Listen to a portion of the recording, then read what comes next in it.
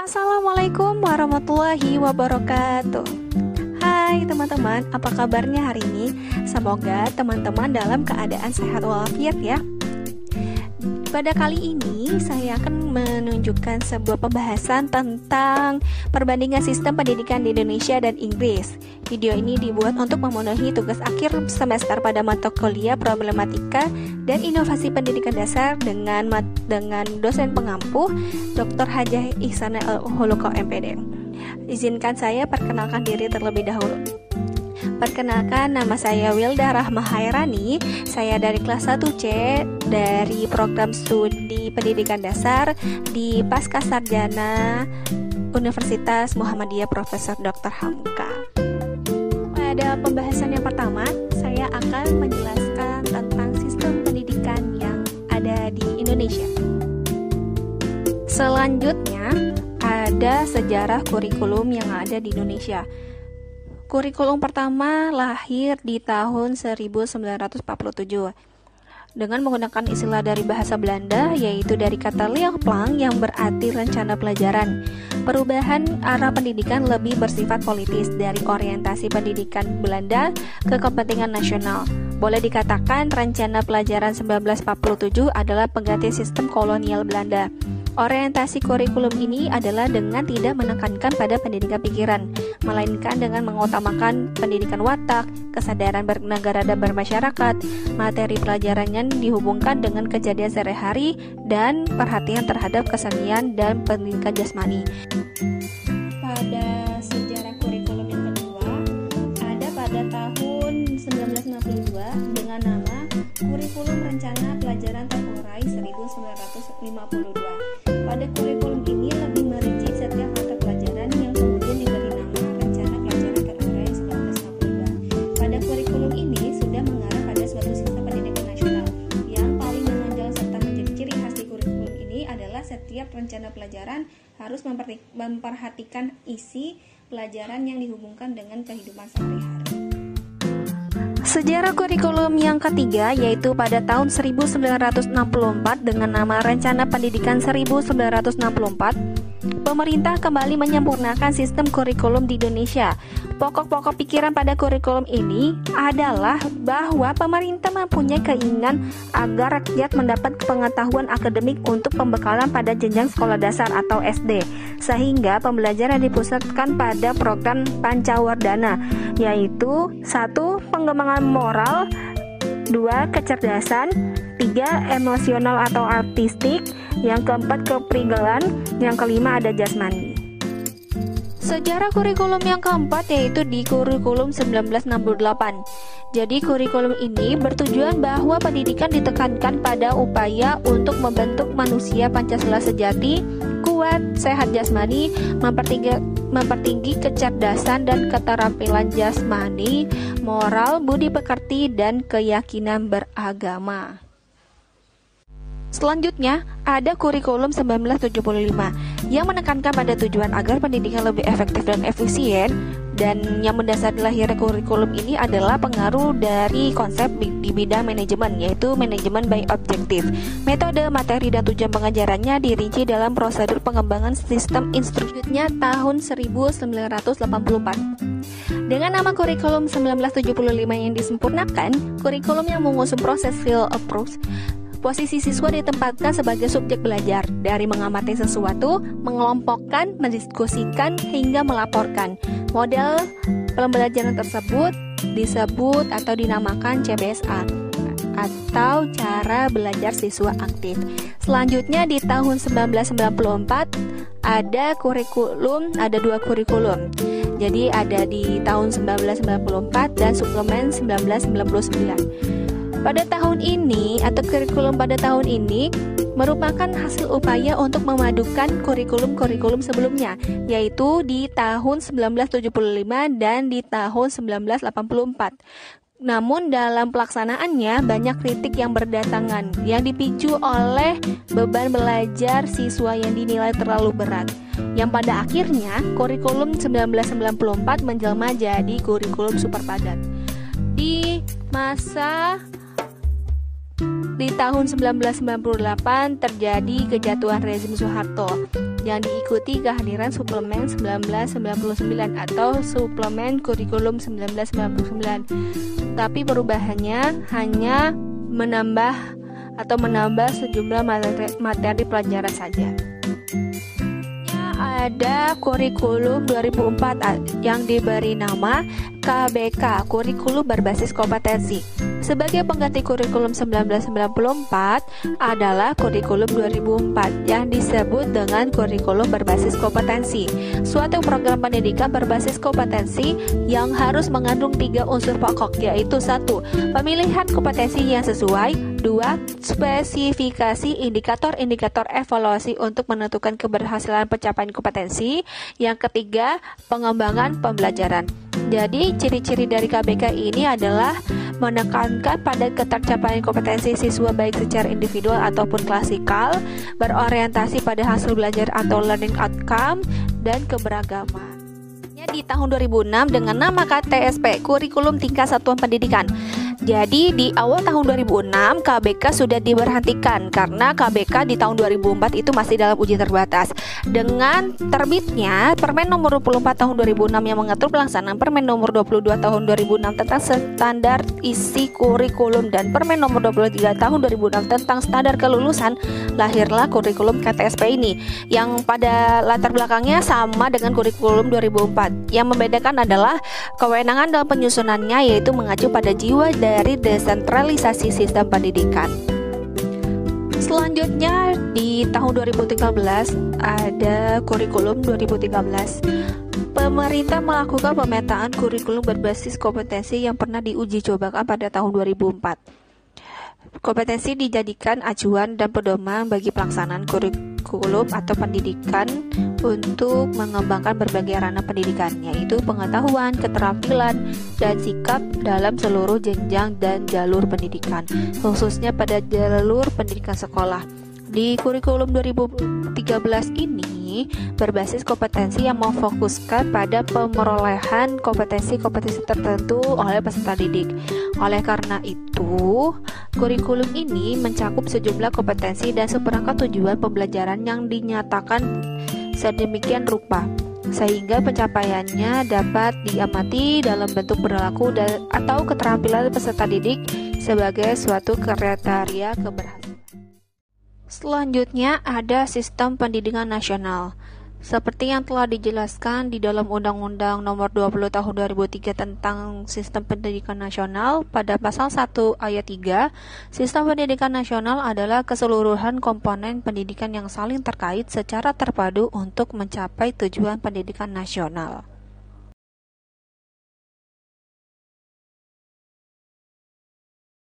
Selanjutnya ada pengertian dari jalur pendidikan.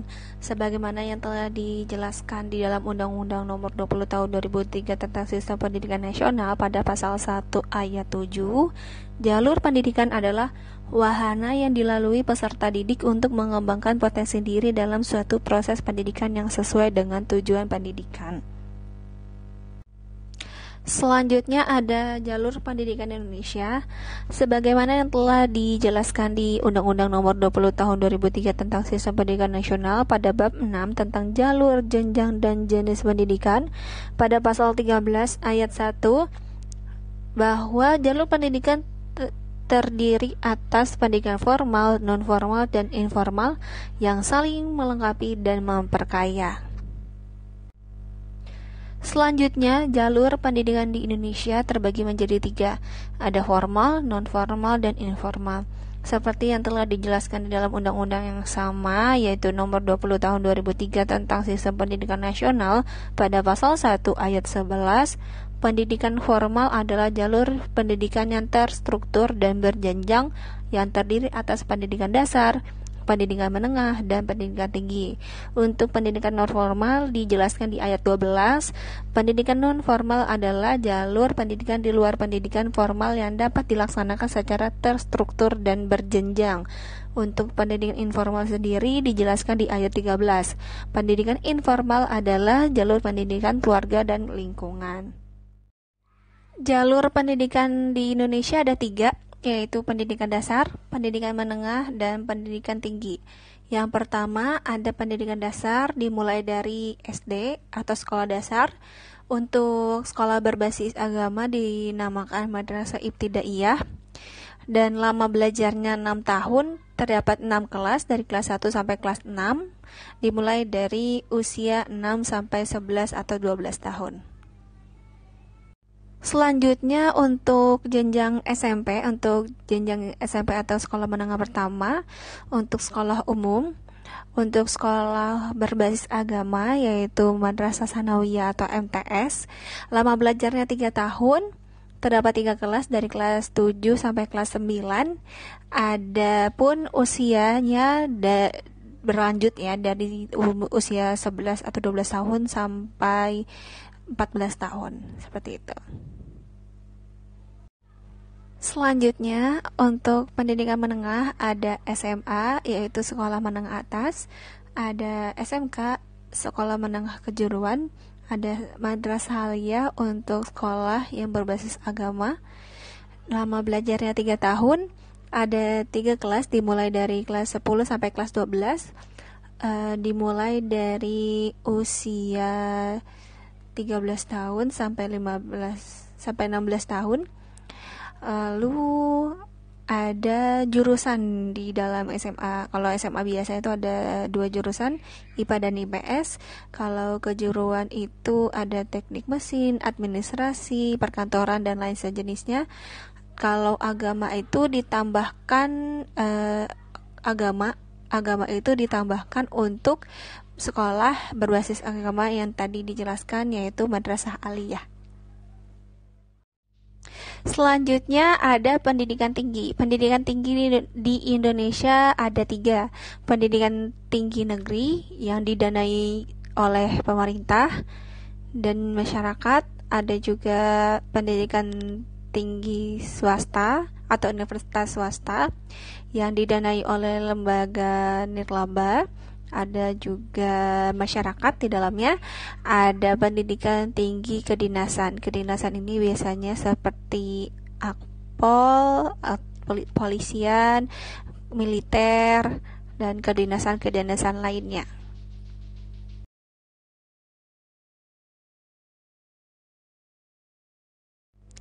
Selanjutnya ada mata pelajaran yang dipelajari oleh peserta didik jenjang sekolah dasar atau Madrasah Ibtidaiyah untuk sekolah yang berbasis agama, yaitu diantaranya ada pendidikan agama dan budi pekerti, ada pendidikan kewarganegaraan, bahasa Indonesia, matematika, PJOK atau olahraga, SBDP atau seni budaya dan prakarya, ada juga muatan lokal, ada juga ilmu pengetahuan alam atau IPA, ada ilmu pengetahuan sosial atau IPS, ada juga bahasa Arab, akidah, fikih untuk Madrasah Ibtidaiyah. Jadi kalau Madrasah Ibtidaiyah itu hanya menambahkan atau ditambahkan bahasa Arab, fikih, akidah, ibadah, akhlak.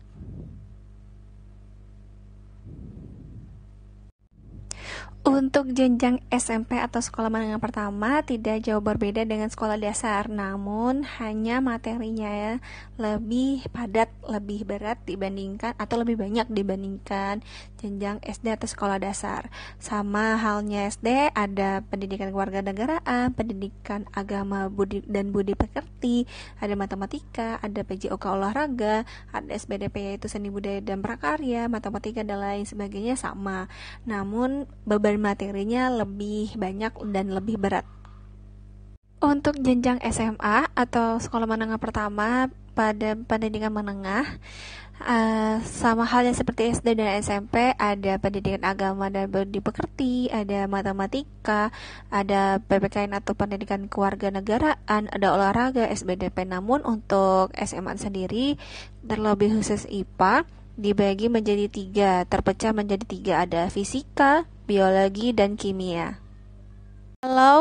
Kalau sebelumnya SMA atau sekolah menengah atas untuk jurusan IPA, sekarang untuk jurusan IPS atau ilmu sosial, ilmu pengetahuan sosial. Jadi kalau untuk IPS ini sendiri, kalau tadi IPA yang dibagi menjadi 3 mata pelajaran, dipecah menjadi 3 mata pelajaran. Kalau IPS ada di mata pelajaran IPS atau ilmu pengetahuan sosial yang dipecah menjadi 3 mata pelajaran, yaitu sejarah, geografi, dan ekonomi. Selanjutnya ada pendidikan non-formal di Indonesia. Pendidikan non-formal di Indonesia diatur di dalam Undang-Undang Nomor 20 Tahun 2003 tentang Sistem Pendidikan Nasional. Dan di dalam pendidikan non-formal ini sendiri terdapat beberapa lembaga pendidikan non-formal. Di antaranya ada tempat pendidikan Al-Quran, yaitu berupa tempat belajar masyarakat untuk mengetahui, untuk menambah kompetensi, menambah pengetahuan tentang ilmu agama, yaitu membaca dan menulis Al-Quran. Ada juga sanggar tari. Sanggar tari ini dikhususkan untuk masyarakat yang ingin menambah kompetensi di bidang tari dan budaya Indonesia. Ada PKBM. PKBM ini biasanya diperuntukkan masyarakat yang ingin mengejar paket A, B, dan C, dan ada juga paket untuk belajar menulis, belajar literasi, dan lain sebagainya. Dan yang selanjutnya ada tempat kursus. Tempat kursus adalah tempat di mana masyarakat bisa mempelajari suatu kompetensi khusus, misalnya komputer, ada juga misal menjahit, melukis, dan lain sejenisnya. Ada kelompok bermain atau teman kanak-kanak, yaitu kelompok untuk usia di bawah 6 tahun, di bawah 5 tahun. Untuk anak-anak bisa belajar berhitung, menulis, membaca, atau calistung, membaca, menulis, berhitung. Ada majelis taklim.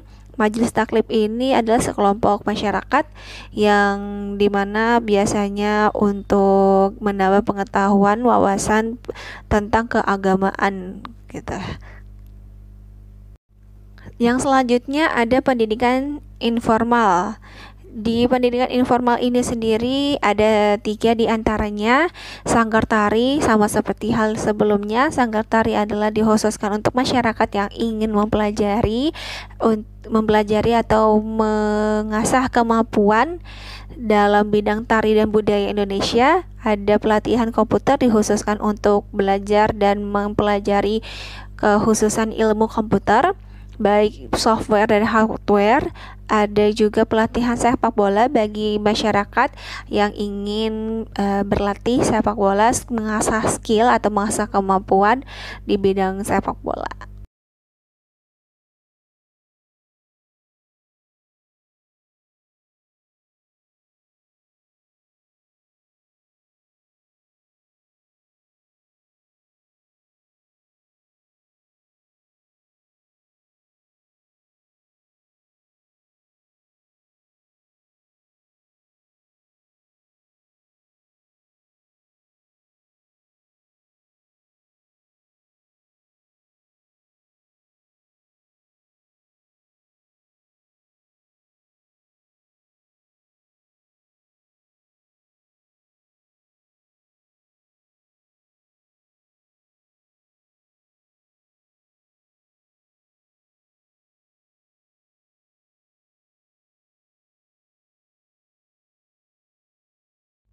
Selanjutnya ada latar belakang pendidikan di Inggris, di mana di tahun 598 adalah berdirinya sekolah pertama di Inggris, yaitu sebuah grammar school. Dan pertama kali di Inggris atau pendidikan pertama di Inggris itu ada di akhir abad ke-6 pada sejarah Anglo-Saxon. Lalu pada tahun 1880 adalah pertama kalinya Inggris memberlakukan wajib belajar untuk. Pada bagian selanjutnya ada jenjang pendidikan. Jadi jenjang pendidikan di Inggris itu ada berbagai macam. Ada pendidikan pra-primer atau pre-primary education. Ada pendidikan primer atau primary education. Untuk pre-primary education tadi adalah untuk usia 3 bulan sampai 5 tahun atau untuk anak yang belum memasuki usia wajib belajar. Jadi kalau di usia wajib belajar itu dimulai dari primary education, dimulai dari 5 tahun sampai 11 tahun. Ada juga pendidikan sekunder. Pendidikan sekunder ini secondary education, pendidikan lanjutan dari primary education. Ada pendidikan lanjutan atau further education. Lalu yang terakhir ada pendidikan tinggi atau higher education. Selanjutnya, di dalam pendidikan pra-primer atau pre-primary education terdapat beberapa bidang pembelajaran yang dimana kurikulum perkembangan anak atau disebut foundation stage di dalam kurikulum nasional sejak diberlakukannya Education Act 2002. Jadi ada beberapa bidang pembelajaran. Yang pertama, pengembangan pribadi, sosial, dan emosi, di mana anak diajarkan untuk percaya diri, mengenal hal di sekitarnya, mengetahui kebutuhan, bisa menentukan salah dan benar, serta belajar untuk berpakaian sendiri. Yang kedua, ada komunikasi, bahasa, dan melek huruf.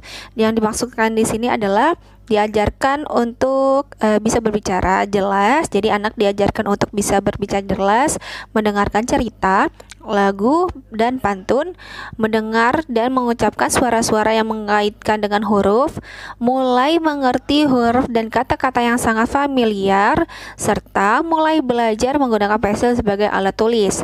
Yang ketiga, ada pengembangan matematika. Pengembangan matematika di sini dimaksudkan adalah mengenal matematika dan angka melalui cerita, lagu, games, dan permainan, membuat perbandingan antara besar dan kecil, berat dan ringan, serta mulai mengenal bentuk dan ruang. Yang keempat, ada pengetahuan dan pemahaman tentang dunia. Yang dimaksudkan di sini adalah pengenalan dan membuat pertanyaan terhadap dunia sekeliling, mengenal teknologi sehari-hari, masalah kehidupan di rumah masing-masing, serta kehidupan kultur dan kepercayaan lain yang ada di lingkungan sekitar.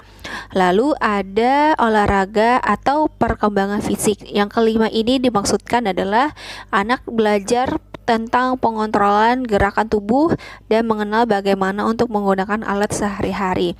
Yang keenam, ada pengembangan kreativitas.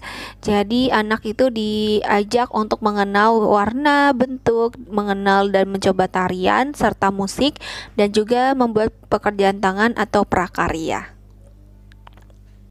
Yang selanjutnya ada kurikulum nasional untuk pendidikan primer dan sekunder. Kalau tadi itu primary atau pre-primary education.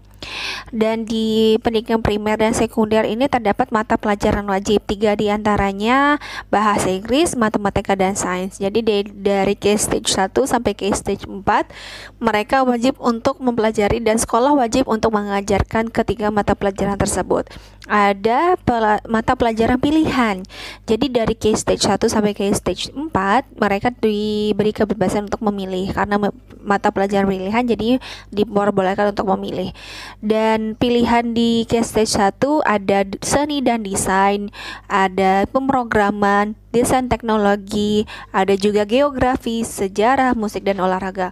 Untuk case stage 2, seni dan desain, kewarganegaraan, pemrograman, ditambah bahasa, geografi, sejarah, musik, dan olahraga. Untuk case stage 3 pemilihannya, daftar pemilihannya ditambah, yaitu ada pendidikan kewarganegaraan di situ.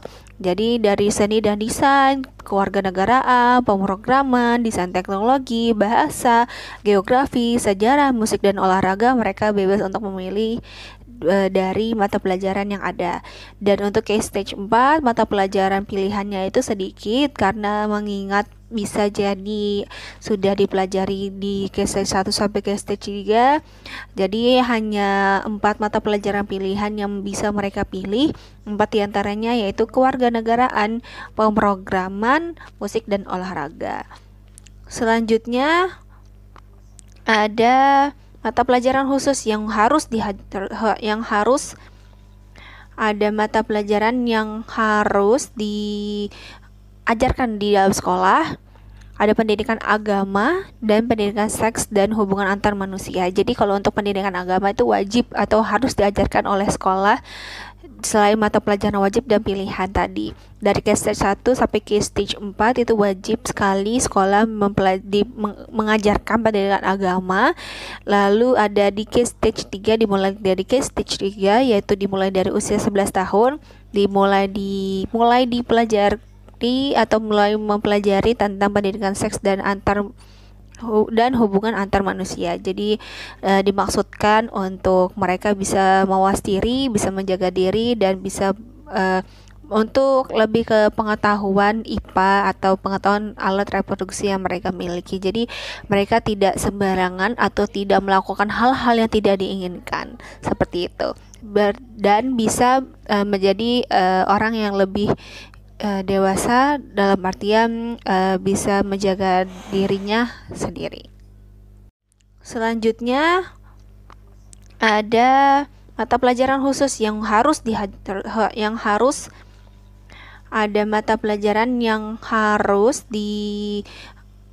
di dalam sekolah. Ada pendidikan agama dan pendidikan seks dan hubungan antar manusia. Jadi kalau untuk pendidikan agama itu wajib atau harus diajarkan oleh sekolah selain mata pelajaran wajib dan pilihan tadi. Dari case stage 1 sampai case stage 4 itu wajib sekali sekolah mengajarkan pendidikan agama.